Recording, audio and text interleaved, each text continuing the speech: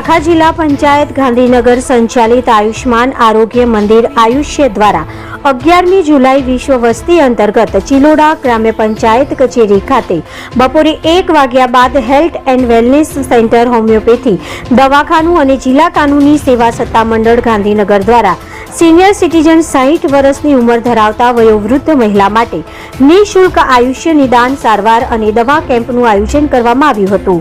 Homeopathy doctor પ્રિયંકાબેને સાંધાના દુખાવા, diabetes, BP, માનસિક રોગો અને યોગ શિબિરમાં યોગ ઇન્સ્પેક્ટર પ્રફુલભાઈ સાવલિયાએ સિનિયર સિટીઝનોને સારવાર સહિત યોગ પ્રાણાયામ અંગે માર્ગદર્શન આપ્યું હતું। આ કેમ્પમાં ડોક્ટર કૌશલભાઈ નાયક, પ્રફુલભાઈ પટેલ, હાર્દિક પ્રજાપતિ, કિંજલ પંચાલ, હિનાબેન પગી, જયશ્રીબેન સોલંકી, ગ્રામ પંચાયતના સરપંચ જયમીનભાઈ પટેલ અને નટુભાઈ પટેલના સહયોગથી કેમ્પનું આયોજન કરવામાં આવ્યું હતું।